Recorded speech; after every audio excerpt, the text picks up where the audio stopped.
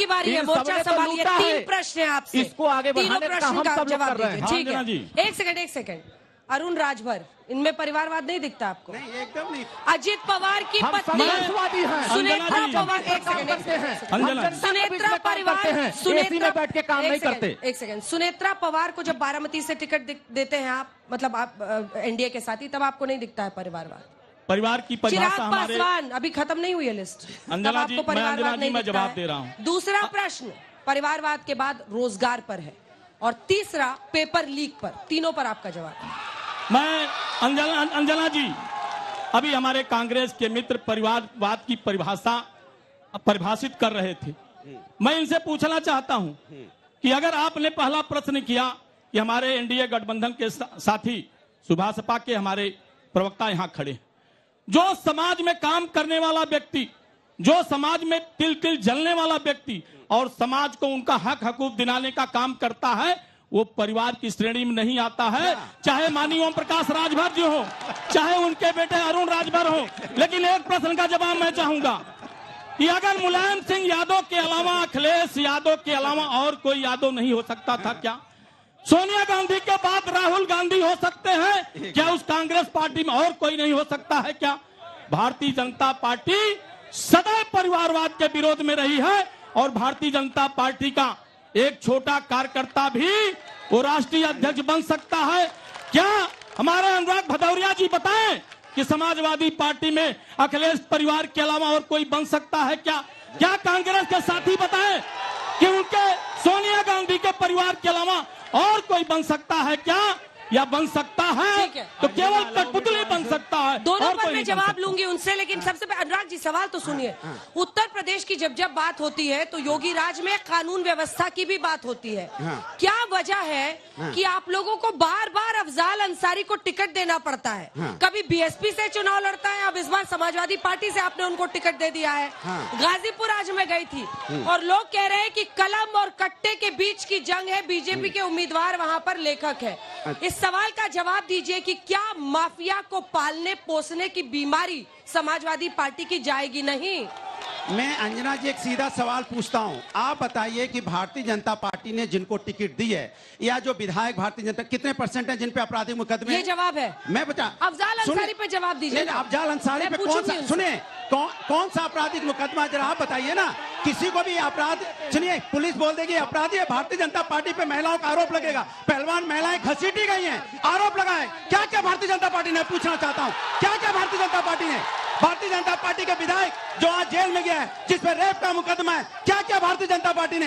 ये भारतीय जनता पार्टी सिर्फ मुद्दों से ध्यान भटकाने की बात करती है अंजना जी, और ये भ्रष्टाचार की बात करेंगे। ये वो पार्टी है जिन्होंने भ्रष्टाचार का नारा दिया और सारे भ्रष्टाचारी को अपनी पार्टी में शामिल कर लिया और कहा कि भ्रष्टाचार खत्म हो गया। किसको इन्होंने शामिल नहीं किया? अजीत पवार पे इन्होंने आरोप लगाया कि भ्रष्टाचार है, उसके बाद अपनी पार्टी में शामिल कर लिया। ये बोलोगे जो भ्रष्टाचारियों को अपनी पार्टी में लेके बोलते पाक साहब, ये परिवारवाद की बात करेंगे? पूरी की पूरी पार्टी परिवारवादी पार्टियों से भरी पड़ी है। इनसे पूछे, आदरणीय कल्याण सिंह के बेटा भी है, पोता भी मंत्री है, बताइए आप है कि नहीं है? बताइए राजनाथ सिंह का बेटा यहाँ पे एमएलए है कि नहीं है? बताइए अनुराग ठाकुर के पिताजी चीफ मिनिस्टर थे कि नहीं थे? और आपके बगल में खड़े राजभर जी को 1 सीट मिली है, वो भी अपने बेटे को दिया राजभर जी ने, अपने बेटे को। ये परिवारवाद की बात करेंगे भारतीय जनता पार्टी से इतना डरे हुए हैं भारतीय जनता पार्टी सिर्फ परिवारवाद के नाम पे कुछ दिखाई नहीं दे रहा है। इनकी सरकार में सिर्फ दंगा दिखाई देता था, इनकी सरकार में कानून का राज नहीं दिखाई देता था, और हमारी सरकार में कानून का राज दिख रहा है। हमारी सरकार में इनकी सरकार दंगा कराने वाली सरकार थी, इनकी सरकार दंगा कराने वाली सरकार थी। प्रधानमंत्री नरेंद्र मोदी की लोकप्रियता क्या सबसे बड़ा चैलेंज है आप लोगों के लिए इस चुनाव में? वो 400 पार का नारा दे रहे हैं, आपका नारा क्या है? हाँ, उनका नारा 400 पार नहीं है, नरेंद्र मोदी जी का नारा है 400 पर हार रहे हैं वो। नरेंद्र मोदी जी का सूरज 2014 में सुबह के 9 बजे का था, 2019 में दिन के 2 बजे का था, और 2024 में नरेंद्र मोदी जी का सूरज शाम के 7 बजे का है, वो अस्त हो चुका है। नंबर 1। नंबर 2, इंपॉर्टेंट बात है अंजना जी, सहजानंद जी से भी पूछिएगा और अरुण राजभर से भी। ये बताइए, मुलायम सिंह यादव और यादव तो एक कहते रह रहे हैं, लेकिन मुझे इतना बता दीजिए, क्या जातीय जनगणना ये लोग कराएंगे? अगर ये लोग जाति जनगणना कराने के लिए पहले हाँ कहते हैं, अब क्यों ना कहते हैं भाई? नंबर एक। नंबर दो, दूसरी बात आज प्रधानमंत्री जी ने कहा कि ये राजे महाराजाओं को हम जो है दोबारा से इज्जत देंगे, सम्मान देंगे। आजमगढ़ की जनता से हम पूछ रहे हैं, क्या दोबारा से नरेंद्र मोदी देश छोड़ना चाहते हैं? 500 से ज्यादा रियासतों में इस अखंड देश को करना चाहते हैं ये लोग? ठीक, बताइए मुझे। देखिए, कांग्रेस पार्टी के नेता जितना चिंतित हैं, इनको जो सहयोगी दल बनाए हैं, मुझे माइक और पास कर लीजिए। इनके नेता जिनके साथ ये गठबंधन करके चल रहे हैं, हाँ। इनके नेता, समाजवादी के नेता कांग्रेस को कहे ये चालू लोग हैं, अरे ये धोखेबाज लोग हैं, इनको वोट मत देना। और आज ऐसे भ्रष्टाचारी के साथ आप गठबंधन कर रहे हैं। ये देश की जनता ये कह रही है, जो राम को लाए हैं हम उनको लाएंगे, जिन्होंने दंगा कराया है उनको भगाएंगे। यह उत्तर प्रदेश की जनता कह रही है। इस बात के पूरे उत्तर प्रदेश में चर्चा है, छड़ी ठोसी में खड़ी है। और श्री अखिलेश यादव जी की पसीना छूट रहा है, इसीलिए तो चिंता बढ़ गई इनको कि माननीय ओम प्रकाश राजभर जी पूर्वांचल में इतनी मजबूती से भारतीय जनता पार्टी के साथ कैसे खड़े हो गए। दर्द इस बात का है कि वोट नहीं मिल रहा है कहीं से, अब इसीलिए बेचैन है कि हमको वोट कैसे मिला।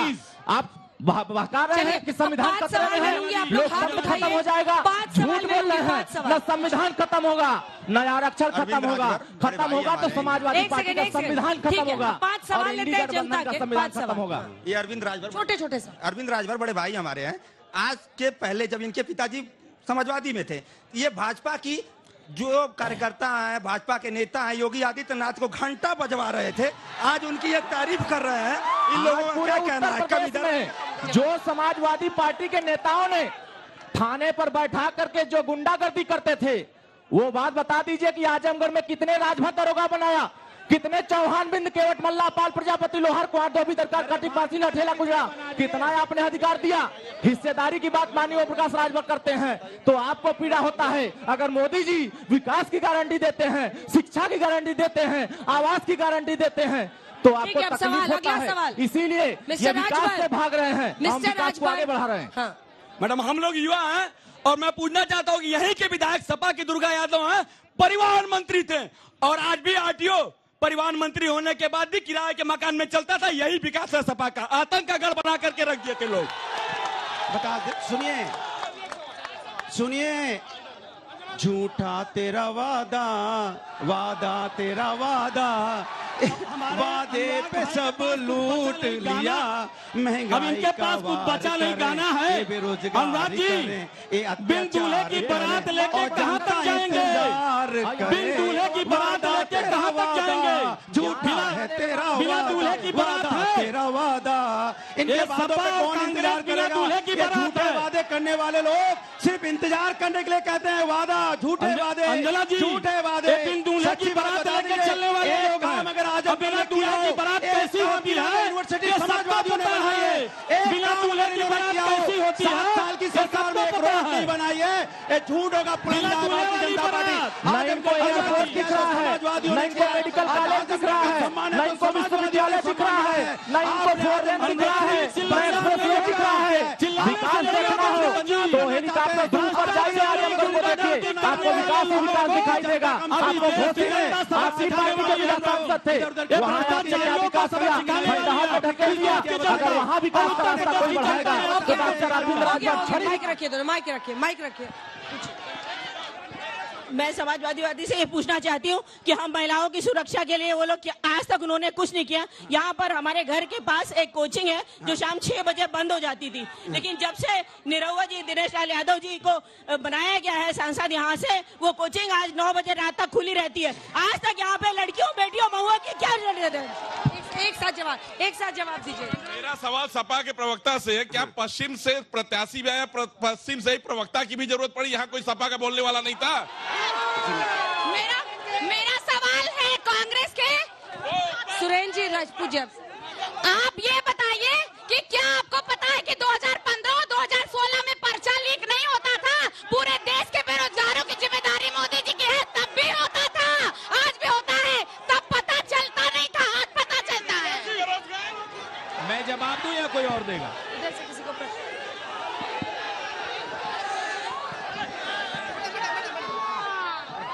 अरे ये समाजवादी पार्टी के इनसे पूछे गुंडा पाल करके रखते हैं।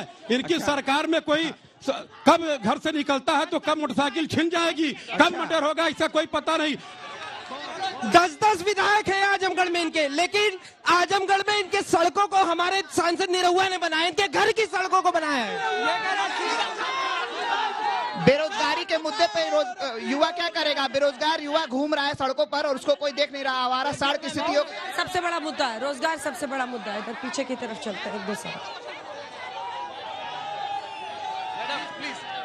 आजमगढ़ में बेसिक एजुकेशन मिनिस्टर समेत पांच विधायक हैं और जब सवाल है नहीं है, जब यहाँ शिक्षा मंत्री थे उसके बावजूद भी विश्वविद्यालय को बलिया भेज दिए। अब मोदी योगी की सरकार ने विश्वविद्यालय आजमगढ़ में बना दिया तो ये विश्वविद्यालय भी नहीं दे पाए। ये कुछ नहीं किए। युवाओं को जब बाहर युवा जाते थे तो युवाओं की पहचान आजमगढ़ के नाम पर होटलों से भगा दिया जाता था, लेकिन आज युवा आजमगढ़ के जाकर के आराम से दूसरे जिलों में रह रहे हैं। ठीक है, एक सवाल मोदी जी कहते हैं बेटी बचाओ बेटी पढ़ाओ। मणिपुर में एक जवान के पत्नी के साथ नग्न वस्त्र करके घुमाया गया। उस जवान की पत्नी के मंगलसूत्र की बात कब करेंगे मोदी जी? रोजगार आज एक मिनट एक सवाल लेते हैं सबसे। मुझे लगता है चारों के हिस्से में एक एक सवाल है। आप रुक जाए, थोड़ा सा रुक जाए, आपके साथ शुरू करते हैं।